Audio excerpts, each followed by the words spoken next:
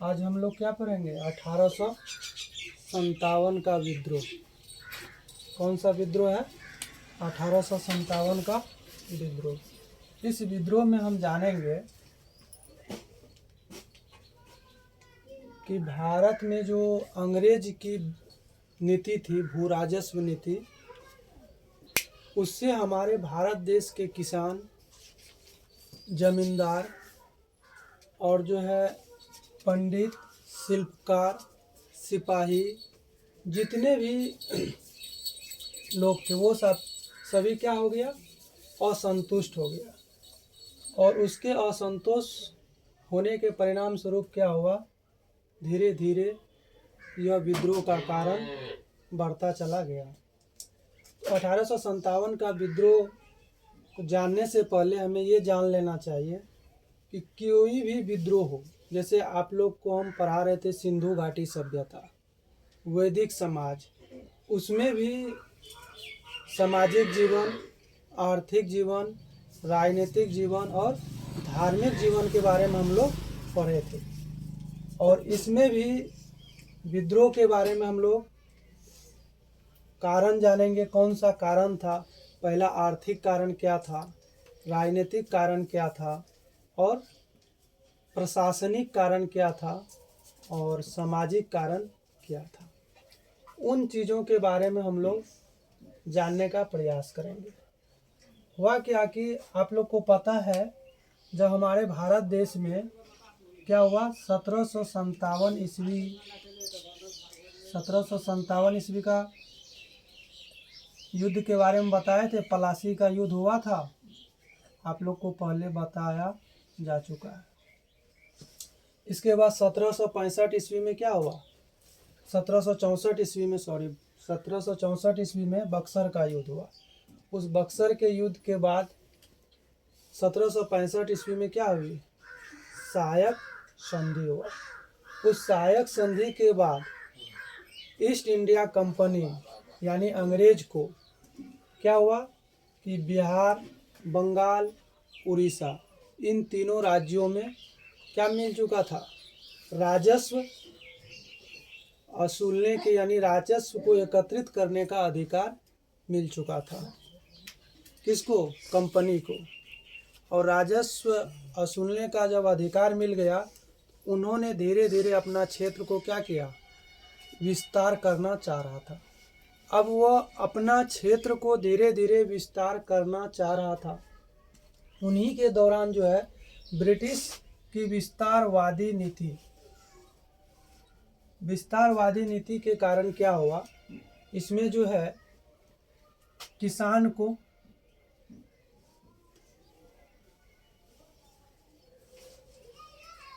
सिपाही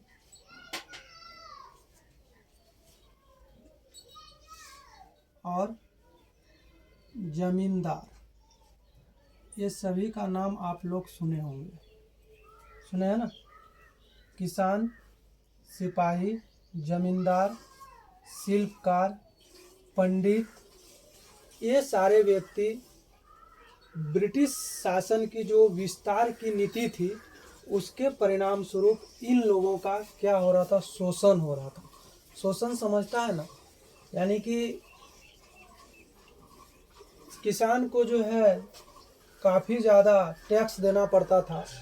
सिपाही को क्या करना पड़ता था? उचित उसको जो है मासिक जो होता है, महीना जो होता है, वो उन्हें नहीं मिल रहा था। आपको सुन के घोर आश्चर्य होगा कि भारतीय सिपाही को मात्र उस समय 7 रुपया प्रति माह, 7 रुपया महीने में उन्हें काम करना पड़ रहा था। जमींदार की भी स्थिति धीरे धीरे क्या हो गई? खराब होती चली गई। पंडित का जो धर्म का खतरा दिखाई देने लगा। धीरे धीरे क्या हुआ? बढ़ता हुआ असंतोष 1857 की क्रांति का क्या किया? 1857 का विद्रोह का जन्म दिया। और सब मौका की तलाश में था ही सन 1857 ईस्वी को एक ऐसी क्रांति हुई जिसके परिणाम स्वरूप इतनी बड़ी क्रांति थी 1857 का, ब्रिटिश ईस्ट इंडिया कंपनी की नींव हिल चुकी थी। कौन सा क्रांति से? 1857 की क्रांति से। अब देखिए, ऐसा नहीं है कि ये क्रांति 1857 का एकाएक हो गया। आपको पता है 1757 से लेकर के 1857 ईस्वी तक कितना वर्ष हो जाता है? 100 वर्ष। उन 100 वर्षों में धार्मिक राजनीतिक क्रांति इस बीच में भी छोटा छोटा होते रहता था, लेकिन अंग्रेज क्या करता था? उसको दबा देता था। इस क्रांति को क्या करता था?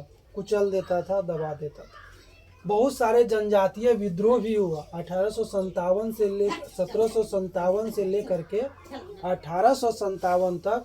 बहुत सारे जनजातीय विद्रोह हुआ और कुछ हमारे भारत देश के जो नागरिक हैं उन्होंने भी विद्रोह किया।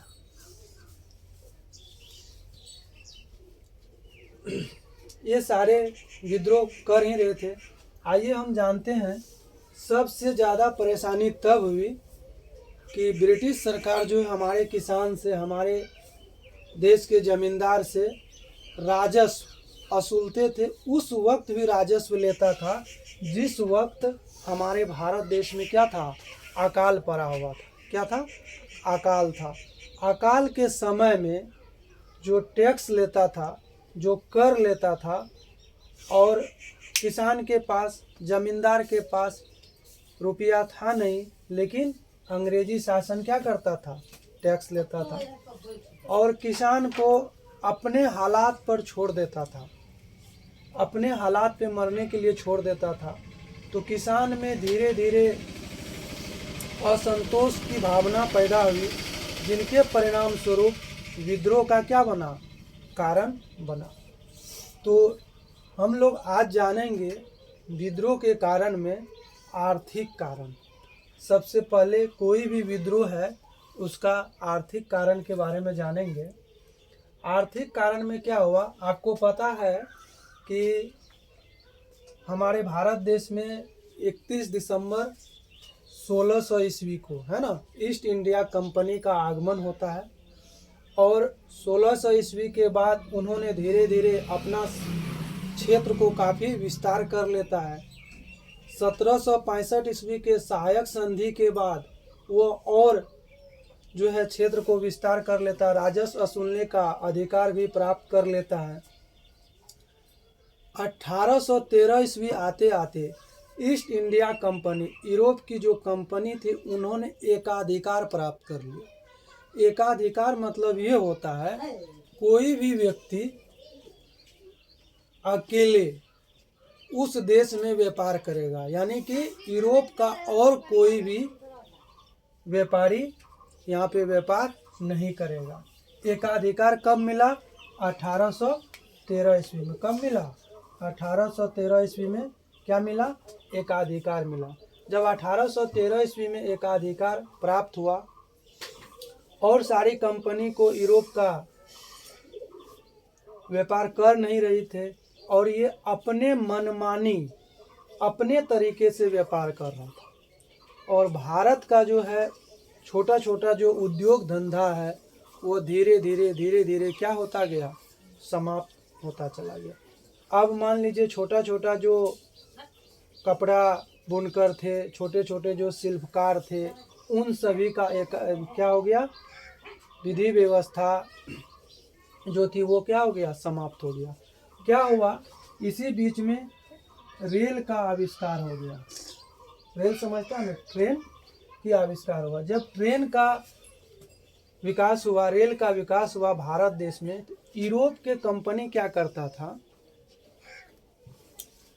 अपना यूरोप से वस्तु लेकर आता था, कपड़ा हो या कोई भी वस्तु हो, उन्हें भारत का दूर दूर तक गांव में जा कर के उसको बेचता था, जिनके परिणाम स्वरूप भारत की जो छोटे छोटे व्यापारी थे, छोटे छोटे जो शिल्पकार थे, कोई वस्तु बनाता था, कपड़ा बनाता था, उसका क्या हुआ? काफ़ी ज़्यादा व्यापक मात्रा में उसकी धंधा चौपट हो गई और लोग क्या हो गए? बेरोजगार हो गए। ये तो आपका था आर्थिक कारण। आर्थिक कारण समझ गए। आर्थिक कारण किसे कहते हैं? ब्रिटिश ईस्ट इंडिया कंपनी को 1813 ईस्वी में एकाधिकार मिला, जिनके परिणाम स्वरूप यूरोप से और कोई कंपनी व्यापार करने के लिए नहीं आती थी। ये अकेले व्यापार करते थे। धीरे धीरे जब रेल का विकास हुआ तो और ज़्यादा मात्रा में भारत के दूर दूर तक गांव में जा कर के अपना व्यापार करते थे और भारत के व्यापारियों को उससे काफ़ी ज़्यादा क्षति हुई। भारत में सबसे ज़्यादा क्षति हुआ सूती कपड़ा और रेशम की सबसे ज़्यादा क्षति हुआ। आइए हम बात करते हैं, ये आर्थिक कारण था। अब हम बात करेंगे राजनीतिक कारण। राजनीतिक कारण यानी ब्रिटिश के सबसे ज़्यादा राजनीतिक कारण में था क्या? राजनीतिक कारण में था आपका सहायक संधि। सहायक संधि जो है, वेलेज़ली ने सहायक संधि स्थापित किया। किसने किया था? वेलेज़ली ने सहायक संधि को स्थापित किया। वेलेज़ली की सहायक संधि से ब्रिटिश का जो क्षेत्र था वो काफ़ी ज़्यादा भारत में क्या हो रहा था? विस्तार हो रहा था, काफ़ी ज़्यादा विस्तार हुआ। और एक तो सहायक संधि था, वेलेज़ली के द्वारा लाया गया। दूसरा था व्याप्तगत का सिद्धांत, लॉर्ड डलहौजी लाया था। लॉर्ड डलहौजी कौन सा सिद्धांत लाया था? व्याप्तगत का सिद्धांत लाया।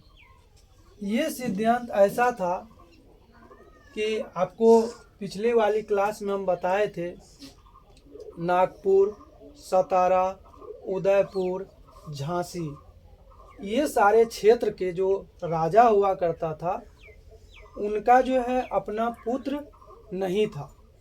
उस समय ये व्यवस्था था, राजा अपने मनों के अनुकूल, अपने मन के अनुकूल किसी भी बच्चा को गोद ले लेता था और उन्हीं बच्चा को क्या करता था? गोद लेने के बाद वहाँ का राजा घोषित कर देता था। जब लॉर्ड डलहौजी का व्याप्तगत का सिद्धांत आया, उन्होंने क्या किया? इस जो है व्याप्तगत के सिद्धांत के अनुसार गोद लेने की जो अधिकार थी, कौन चीज़ का?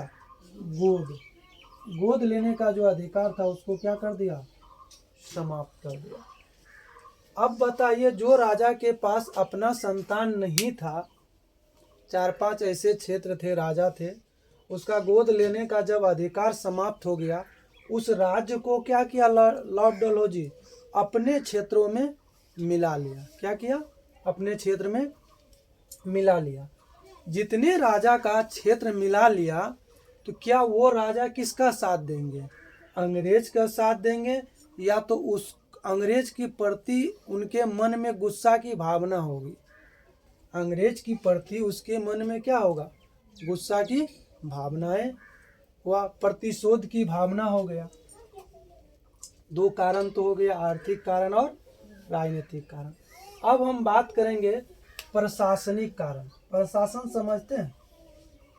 अभी हम लोग के यहाँ भी प्रशासनिक कारण है। प्रशासनिक कारण में हुआ क्या? अंग्रेज के ज़माने में, ब्रिटिश ईस्ट इंडिया कंपनी के समय में, जब अंग्रेज हमारे भारत देश में शासन व्यवस्था चला रहे थे, उसमें बहुत ज़्यादा मात्रा में भ्रष्टाचार था। आइए हम बात करते हैं भ्रष्टाचार में क्या था।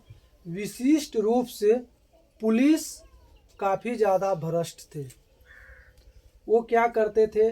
नीचे तबके के जो पुलिस थे वो हमारे भारत देश के नागरिकों को, भारत देश के आम जनताओं को काफ़ी ज़्यादा परेशान करते थे। अभी भी हमारे भारत देश के व्यक्ति को ये पता था कि ये जो ब्रिटिश प्रशासनिक व्यवस्था है, उसकी नज़र में, उसकी मनोभाव में ये था, ये विदेशी प्रशासनिक व्यवस्था। कैसी है? विदेशी है। अंग्रेज विदेश का था ना, विदेशी है। उनके मन में ये भावना बैठा हुआ था। ये हो गया आपका प्रशासनिक व्यवस्था, काफ़ी भ्रष्ट रूप से था पुलिस लोग। अब आइए हम बात करते हैं सामाजिक और धार्मिक कारण। क्या है? सामाजिक और धार्मिक कारण। सामाजिक और धार्मिक कारण देखेंगे तो उस समय क्या था? धर्म को काफ़ी ज़्यादा व्यापक मात्रा में ब्रिटिश जो है क्या दिया था, महत्वपूर्ण था धर्म, न कि योग्यता। अब कोई भी सिपाही उस समय जो बहाल हुए थे ब्रिटिश के काल में, तो अगर वो ईसाई धर्म को स्वीकार कर लेता था कोई भी सिपाही, उन्हें क्या होता था, प्रमोशन हो जाता था। और जो प्रमोशन मतलब उसको ऊंचे पोस्ट पर क्या होता था, मिल जाता था। जो ईसाई धर्म को स्वीकार नहीं करता था उन्हें तरह तरह की यातना, तरह तरह के कष्ट का सहन करना पड़ता था। अब देखिए उस समय धर्म को उन्होंने क्या किया, ईसाई धर्म को बढ़ावा दिया और हमारे भारत देश का जो धर्म था उस धर्म को उन्होंने दबाया। तो अंग्रेज के समय में जो सिपाही था ज़्यादातर ब्राह्मण थे, है ना।